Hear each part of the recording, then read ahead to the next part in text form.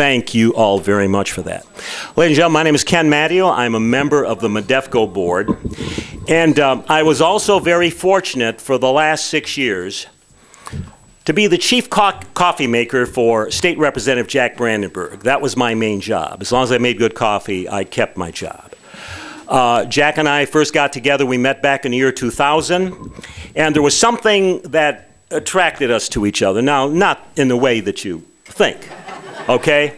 But the thing that I liked most about Jack was he is the hardest working retail politician I have ever met in my life.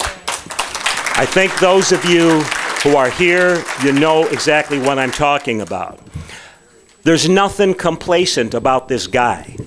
Now, there are other candidates I've worked for who could have been flashier, whatever you might want to say, but nobody works as hard. And that's a thing that impresses me. And we used to have these races going up and down the street, who's going to get the most lawn signs. How many people you talk to, Matty? How many? Oh, is that all you got? No, I got, hey, wait a minute, you got all those signs? I got more signs. So it was really fun working with them. It's really a blast. And I'll tell you, one of the real privileges is we had a situation a few years ago at the South Lake School District. You may remember this. We had some constituents.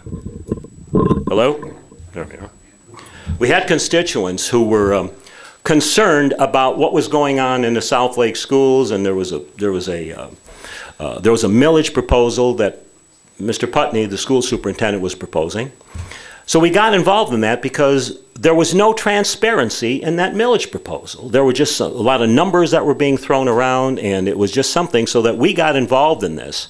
And I would have to say that we're influential in that millage proposal, so that when they came back for another one with a new school superintendent, that new superintendent was very transparent in terms of where they were going, what they were doing with the millage money, whereas the first superintendent was not. And we took some flack for that. But Jack is used to taking flack. And as I was dropping off some material at one of the high schools, the high school principal looks at me and he says, look, you tell Jack Brandenburg he doesn't get involved in these local school issues. So I called Jack. I said, Jack, guess what the principal said, and I think it was either South Lake or rather Lake Shore or Lakeview, one of those schools. And Jack, here's what Jack said. He said, Matteo, let me tell you, any school superintendent or any principal asks you or tells you that, here's what you tell them. Look, Mac, I represent taxpayers. Jack represents taxpayers. And by the way, you represent taxpayers too. You got it? Oh, should I tell him that? Yeah. You tell him that or I'll kick your ass. That's my boy. I says, all right, yeah, cool. Plain spoken, direct, you know where you stand with the guy. Sometimes it isn't cool. We've had some real Donnybrooks together after it's all over. Okay, Matty, let's go out and have a beer.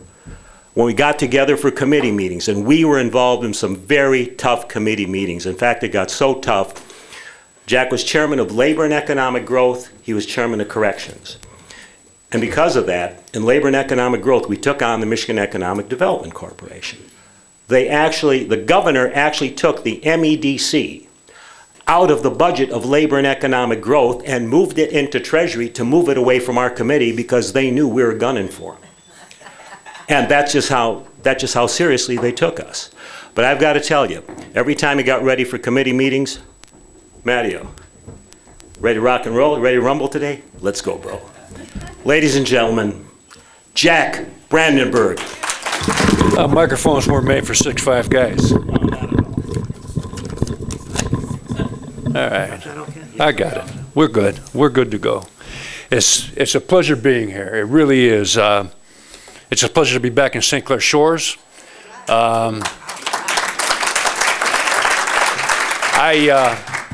live in Harrison Township, but I had the pleasure of representing St. Clair Shores for 6 years, and I have to tell you, I really fell in love with the city and the people. It was my honor and my pleasure to represent all of you in the State House of Representatives.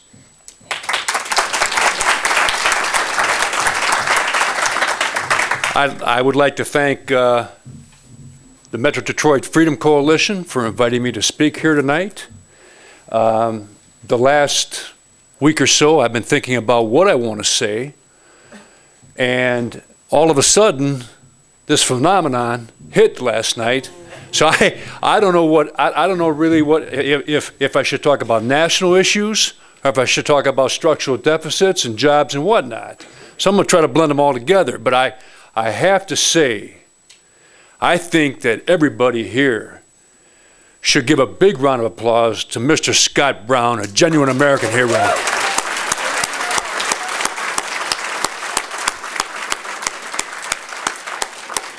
There is a man who shoots from the hip, and he's hip when he shoots, and he comes through.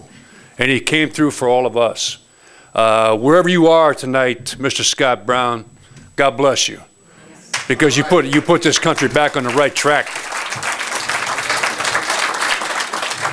You know, when you think about it, Massachusetts has a 3-to-1 Democrat to Republican ratio. This man was a 17-point underdog, and he pulled it out. Gotta love a guy like that. Gotta love a guy like that. He never gave up for a second. He worked right through Christmas vacation, while his opponent went to the Bahamas or wherever she went. I think she's sorry she went there now. But I hope that the Democrats really show some class and some decency, and not start doing any shenanigans in regards to his seating. Now, when Ted Kennedy in 1962 ran in a special election, he was seated the very next day. Okay? Now, I believe Scott Brown, I think I heard on the news or read in a paper somewhere that he should be seated right after January 26th. If the Democrats do start pulling anything, I think the results will be disastrous for them. I'd love to be a mouse in the White House right now. I would have to say that Barack Obama and Harry Reid are popping volumes like they're M&Ms. Nancy Pelosi, that chick is freaking right now. I mean, she's freaked to the max. Okay. I got you. Love that truck. But we still have a long way to go. This was a great start. I think 2010 is going to be a great year for Republicans if we be Republicans and we stay being Republicans and we do not run away. And we do not run away. And that's a good word, conservative. If we do not run away from our core values. That's right. I'd like to tell you a little bit about myself before I get into my remarks. I've been a small business owner for the last 30 years. I was born and raised in Canton, Ohio. I came up here after graduating from college in 1974. I moved right into Harrison Township 35 years ago, and I never moved out. I'm married. I got married in 1978. I have 4 wonderful children, aged 21 to 27. My son Brian is in Cooley Law School, and he runs his own small business. My son Rhett will be graduating from medical school next May, along with getting married. My son John is at Oakland University, majoring in finance, and my daughter Paige goes to Central Michigan, where she majors in primary education. So if I have 4 kids in college, I want to tell you right now, if you know of anyone that needs a nighttime janitor, I'm their guy. I'm their guy. I'll do it. Just call me. I need the bread, man.